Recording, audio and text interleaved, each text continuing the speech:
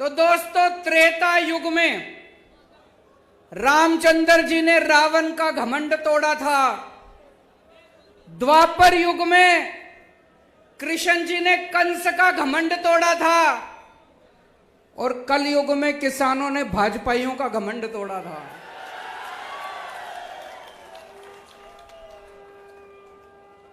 मैं सारे किसान भाइयों को बधाई देना चाहता हूं। दोस्तों, मेरे को राजनीति करनी नहीं आती, मेरे को पॉलिटिक्स करनी नहीं आती। मैं सीधा साधा छोरा हूं।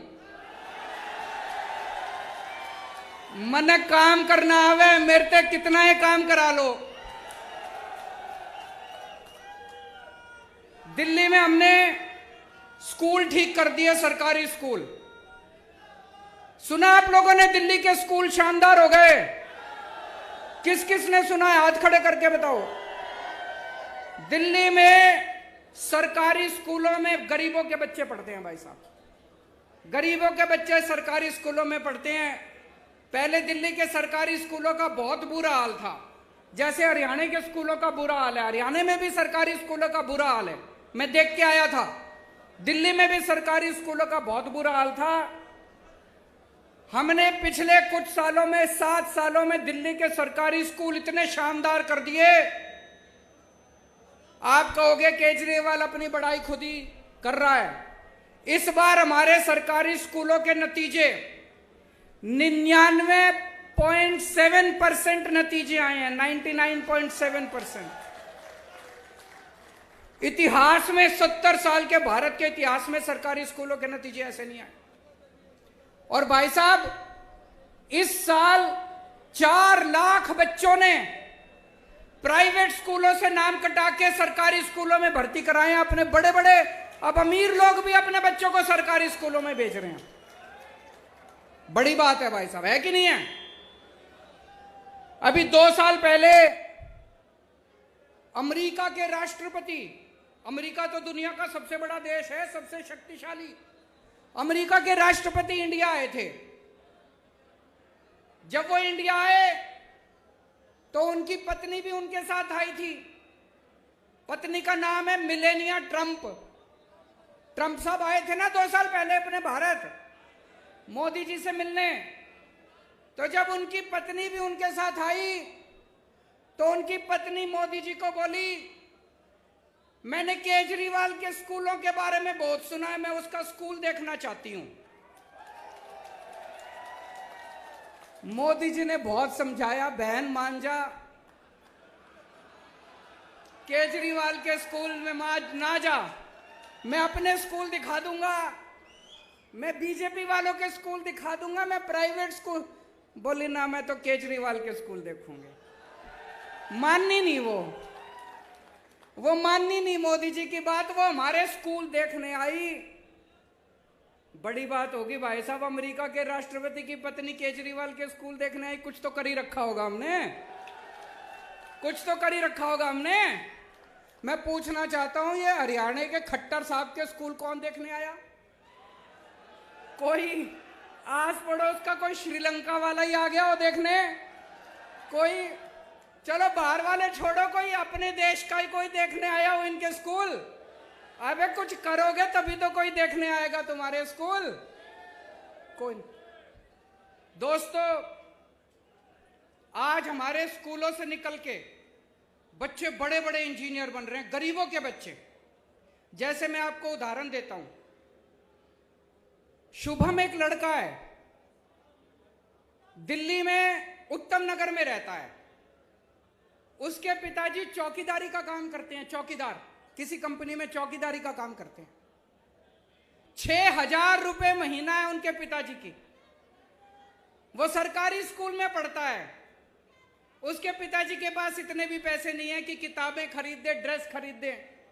सारा कुछ उसको स्कूल से फ्री में मिलता है।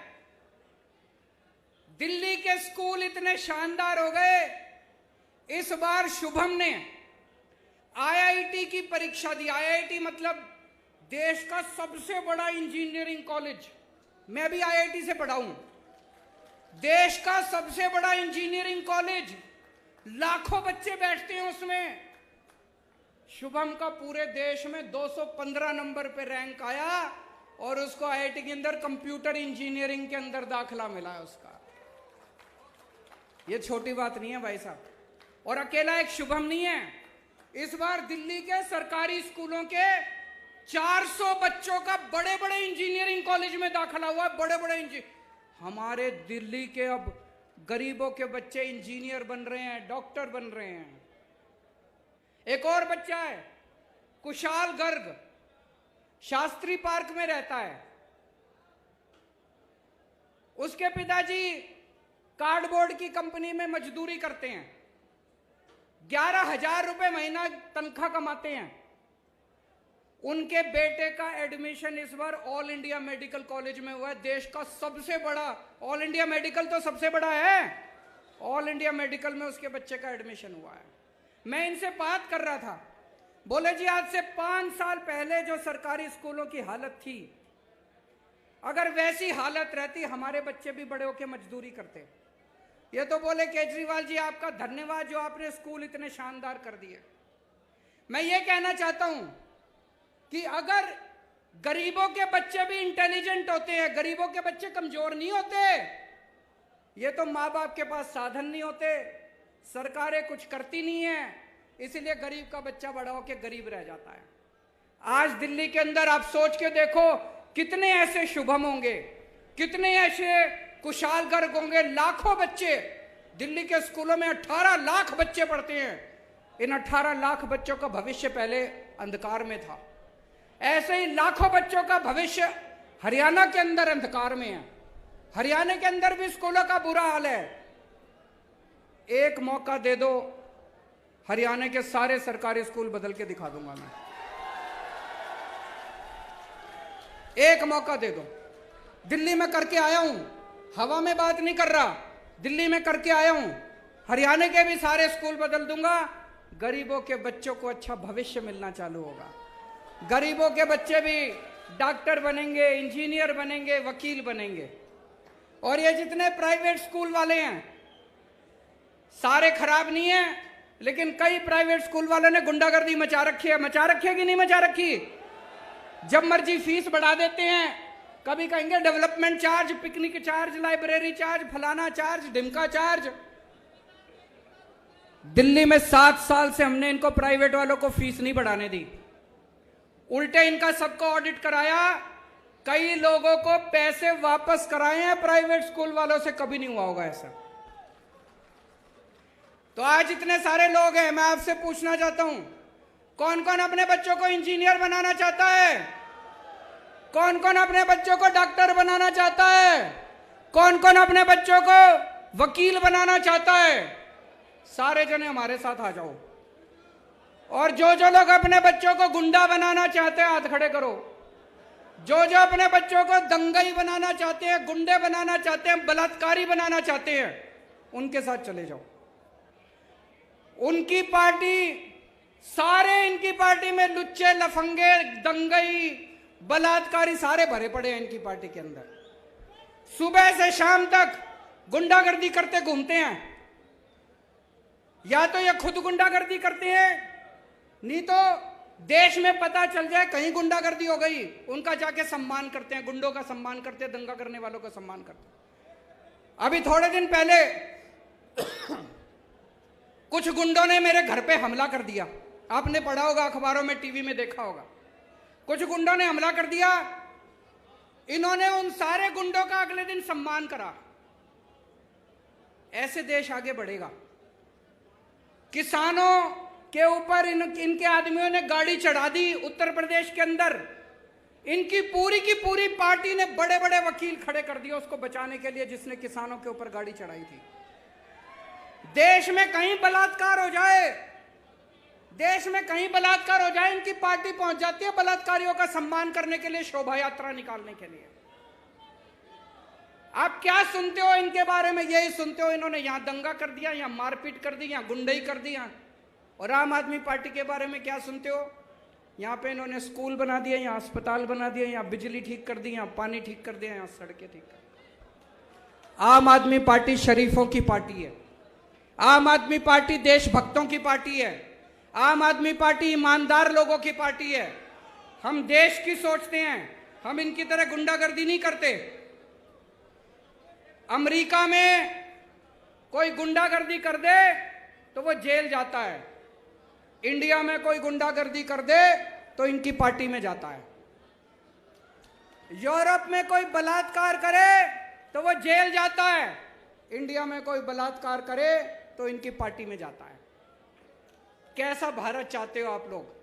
गुंडों का भारत चाहते हो, दंगइयों का भारत चाहते हो, कि विकास और तरक्की वाला भारत चाहते हो? मैं आप लोगों से पूछना चाहता हूं, पिछले 7 साल हो गए अब खट्टर साहब को सरकार चलाते, 7 साल से खट्टर साहब की सरकार है। खट्टर साहब ने कितनी नौकरियां दी आप लोगों को? हरियाणा के बच्चों को कितनी नौकरियां दी खट्टर साहब ने? मैंने दिल्ली में पिछले 7 साल में 12 लाख नौकरियां दी है, 12 लाख बच्चों को नौकरियां दी। मैंने 12 लाख बच्चों को नौकरी दी, और मैं हवा में नहीं बात कर रहा, वेबसाइट पे पूरा डेटा पड़ा है। हमारी वेबसाइट पे चले जाना, वेबसाइट पे सारा डेटा है। मैंने 12 लाख बच्चों को नौकरियां दी हैं, और अगले 5 साल में 20 लाख बच्चों को नौकरी देने का पूरा प्लान बनाया है। मैं नौकरी दे सकता हूं, ये नहीं दे सकते। ये कभी यही नौकरी नहीं देंगे आपको, ये कभी आपके बच्चों को नौकरी नहीं देंगे। क्यों? क्योंकि इनको अपनी पार्टी के लिए बेरोजगार गुंडों की जरूरत है। आपके बच्चों को दंगा कराना सिखाएंगे, गुंडाई करना सिखाएंगे, अपने बच्चों को विदेश भेजते हैं पढ़ने के लिए ये लोग। अभी मेरे को एक भाई बता रहा था, हरियाणा में सारे पेपर लीक हो जाते हैं, जितने भर्तियों के पेपर होते हैं सारे लीक। ऐसा है क्या जी? ये मेरे को एक लिस्ट दी है एक भाई ने। ये 2020 में HSC जूनियर ड्राफ्टमैन का पेपर लीक हो गया। 2020 में हरियाणा पुलिस भर्ती का पेपर लीक हो गया। 2021 में पेपर पुलिस भर्ती का फेर पेपर लीक हो गया। 2021 में कुरुक्षेत्र स्वास्थ्य विभाग का पेपर लीक हो गया। 2022 में HSSC पद की भर्ती का पेपर लीक हो गया। 2022 में ग्राम सचिव और पटवारी की भर्ती का पेपर लीक हो गया। 2022 में TGT भर्ती का पेपर लीक हो गया। 2022 में डेंटल सर्जन की भर्ती का पेपर। खट्टर साहब, आपसे एक पेपर नहीं कराए जाते, सरकार क्या चलाओगे? एक पेपर नहीं करवा सकता जो आदमी, एक पेपर नहीं करा सकता, वो सरकार क्या चलाएगा? गलत तो नहीं कह रहा भाई साहब? मैं अभी गुजरात गया था, वहां भी पता चला सारे पेपर लीक हो रहे हैं, वहां भी बीजेपी की सरकार है। मैं हिमाचल प्रदेश गया था, वहां भी सारे पेपर लीक हो रहे हैं। एक Guinness book of world record है, सुना है आपने? दुनिया के सारे बड़े बड़े रिकॉर्ड उसमें होते हैं। अभी उनकी कल मीटिंग हुई है शाम को गिनीज बुक वालों की, उसमें भारतीय जनता पार्टी का नाम लिखा जा रहा है, सबसे ज्यादा पेपर लीक करवाने वाली पार्टी भारतीय जनता पार्टी। इनकी सरकारों से पेपर नहीं होते, इनसे स्कूल नहीं बनते, इनसे बिजली ठीक नहीं होती, इनसे अस्पताल नहीं बनते। क्यों बोझ उठा के घूम रहे हो? इनको उखाड़ के फेंको, अब ईमानदार पार्टी आ गई। कई बच्चे आर्मी में भर्ती होना चाहते हैं, देश की सेवा करना चाहते हैं। 2020 के बाद से आज तक आर्मी की भर्ती नहीं खुली, आर्मी की भर्ती के पेपर नहीं करवाए इन्होंने। आज इस मंच के जरिए मैं केंद्र सरकार से और प्रधानमंत्री जी से अपील करना चाहता हूं, 1 लाख से ज्यादा आर्मी के अंदर खाली स्थान हो चुके, इनकी जल्दी से भर्तियां खोली जाए। बच्चे ओवरेज हो रहे हैं। मैंने सुना अभी भिवानी के अंदर एक यंग लड़का पवन, जो आर्मी में जाना चाहता था, भर्ती होना चाहता था फौज में, उसने खुदकुशी कर ली। हमारे नौजवान खुदकुशी कर रहे हैं, तो ये आर्मी की भर्तियां क्यों नहीं खोल रहे? मैं प्रधानमंत्री जी को कल चिट्ठी भी लिखूंगा, उनसे निवेदन करूंगा कि आर्मी की भर्तियां तुरंत खोली जाएं, ताकि हमारे बच्चे फौज के अंदर भर्ती हो सकें। दिल्ली में हमने पहले सरकारी अस्पतालों का भी दिल्ली में बहुत बुरा हाल था। हमने सारे सरकारी अस्पताल शानदार कर दिए, खूब सारे मोहल्ला क्लिनिक कर दिए, और दिल्ली में 2 करोड़ लोग हैं, हमने सबका इलाज मुफ्त कर दिया, चाहे कितनी बड़ी बीमारी क्यों ना हो, चाहे लाखों रुपए क्यों ना लगते हो। मैं आपको एक उदाहरण देता हूं। एक मोनिका बहन है, लक्ष्मी नगर में रहती है। वो और उसके पति दोनों को कैंसर हो गया। एक कमरे के घर में रहते हैं, बहुत गरीब लोग हैं। उसका पति दूध बेच के सवेरे सवेरे घर घर में जाके दूध बेच के कमाया करता था। उसकी वो भी कमाई बंद हो गई। दोनों को कैंसर हो गया। भाई साहब, अगर कैंसर जैसी बीमारी हो जाए तो जमीन बेचनी पड़ जाती है, आदमी लुट जाता है, गहने बेचने पड़ जाते हैं बीवी के। इन दोनों को ऊपर वाले का शुक्र था, दिल्ली में आम आदमी पार्टी की सरकार थी। ये एलएनजेपी हॉस्पिटल में गए, शानदार हॉस्पिटल, सारा इलाज इनका मुफ्त हो गया। दोनों ठीक हो गए और अब दोनों ठीक होकर अपना काम कर रहे हैं। दोस्तों, ऐसे करोड़ों करोड़ों लोग जिनके बच्चे सरकारी स्कूलों में पढ़ रहे हैं, जिनका इलाज सरकारी अस्पतालों में हो रहा है, इन लोगों की हमें दुआएं और उनके आशीर्वाद मिलते हैं, जिसकी वजह से आज आम आदमी पार्टी इतनी तरक्की कर रही है। दिल्ली में हमने बिजली 24 घंटे कर दी। पहले दिल्ली में बहुत हरियाणा में बिजली जाती है नहीं जाती? मेरे को पता चला खूब पावर कट लगते हैं। दिल्ली में 24 घंटे कर दी, हरियाणा में भी 24 घंटे बिजली चाहिए नहीं चाहिए? दिल्ली में केवल 24 घंटे बिजली नहीं करी, फ्री बिजली भी कर दी। फ्री बिजली चाहिए नहीं चाहिए? एक बार हाथ खड़े करके बताओ, फ्री बिजली जिसको चाहिए। फ्री बिजली चाहिए तो सरकार बदलनी पड़ेगी, या खट्टर तो फ्री बिजली, खट्टर साहब तो नहीं करेंगे फ्री बिजली। अभी हमें पता चला पंजाब में हमारा एक मंत्री अफसरों से पैसे मांग रहा था। हमारा हेल्थ मिनिस्टर पंजाब का अफसरों से पैसे मांग रहा था। मीडिया को नहीं पता था, विपक्षी दलों को भी नहीं पता था। कोई और पार्टी होती तो क्या करती? उसको कहती थोड़ा बहुत पार्टी फंड में भी जमा करा, सारा खुद मत खा। यही कहते। कोई और मुख्यमंत्री होता तो क्या करता? कहता आधा मेरे को दे, आधा खुद रख। आम आदमी पार्टी ऐसी नहीं है। हमने उस मंत्री को बर्खास्त करके उसको सीधा जेल में कर दिया। हमने दिल्ली में हमारा एक मंत्री, एक राशन वाले से मेरा मंत्री पैसे मांग रहा था। 2015 की बात है। मेरे पास ऑडियो रिकॉर्डिंग आई। किसी विपक्ष को नहीं पता था, किसी टीवी चैनल वाले को नहीं पता था। मैंने तुरंत अपने मंत्री को बर्खास्त करके उसको सीबीआई को सौंप दिया। इसीलिए कहते हैं आम आदमी पार्टी कट्टर ईमानदार पार्टी है। कट्टर ईमानदार मतलब मेरा बेटा भी अगर कल को बदमाशी करेगा तो उसको बख्शूंगा नहीं, उसको छोड़ूंगा नहीं। किसी की भी बेईमानी बर्दाश्त नहीं की जाएगी। इनकी पार्टियों में भ्रष्टाचारी नहीं बैठे क्या? इन लोगों की पार्टी में भ्रष्टाचारी नहीं बैठे? कितने भ्रष्टाचारी हैं? आज तक इन्होंने एक को भी निकाला हो भ्रष्टाचार में तो बता दो। आज तक इन्होंने एक को भी जेल भेजा हो? क्यों नहीं भेजते? पैसा ऊपर तक जाता है भाई साहब। पार्टी के अंदर भी पैसा ऊपर तक जाता है। जाता है कि नहीं जाता है? दिल्ली तक जाता है इनका पैसा। हिम्मत नहीं है इनको निकालने की। केवल आम आदमी पार्टी है जो आज देश में एक ईमानदार सरकार दे सकती है। हमने दिल्ली में भ्रष्टाचार खत्म करा, पंजाब में भ्रष्टाचार खत्म करा, अब हरियाणा में भी भ्रष्टाचार खत्म करेंगे। यहां पे भी मेरे को बताया गया प्रॉपर्टी आईडी करके है, उसमें खूब पैसे चलते हैं। चलते हैं कि नहीं चलते? नगर निगम का चुनाव आने वाला है। इस नगर निगम के चुनाव में आप अपनी ताकत दिखा दो, जैसे पंजाब के लोगों ने अपनी ताकत दिखाई थी, जैसे दिल्ली के लोगों ने ताकत दिखाई थी। इन सारी पार्टियों को उखाड़ फेंको, एक मौका दो। नगर निगम को भी साफ करेंगे झाड़ू से, सारा भ्रष्टाचार दूर करेंगे, और उसके बाद 2024 में हरियाणा को भी पूरे को साफ करेंगे, भ्रष्टाचार दूर करेंगे। मेरे को कोई पत्रकार कह रहा था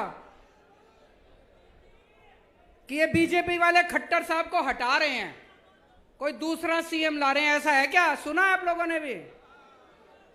कह रहे खट्टर साहब को हटा के दूसरा सीएम ला रहे हैं। क्यों? खट्टर साहब भ्रष्टाचारी हैं क्या? खट्टर साहब काम नहीं करते क्या?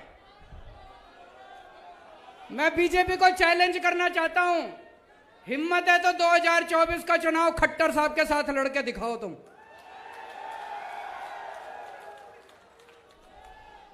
दोस्तों, हमारा तो एक ही मकसद है, हमारी जिंदगी का एक ही मकसद है, भारत को दुनिया का नंबर 1 देश बनाना। भारत दुनिया का नंबर 1 देश बन सकता है। भारत के लोगों में बहुत ताकत है, भारत के बच्चों में, युवाओं में बहुत ताकत है। मेरा मकसद है, कई मेरे से पूछते हैं पत्रकार, आप कौन सी पार्टी के साथ अलायंस करोगे? मेरे को यह अलायंस करना नहीं आता। मैं 130 करोड़ लोगों का अलायंस बनाऊंगा इस देश के। किसानों का अलायंस बनाएंगे, मजदूरों का अलायंस बनाएंगे, डॉक्टरों का अलायंस बनाएंगे, इंजीनियर का अलायंस बनाएंगे और इस देश के 130 करोड़ लोगों को मिलके भारत को दुनिया का नंबर 1 देश बनाएंगे। दोस्तों, भारत माता की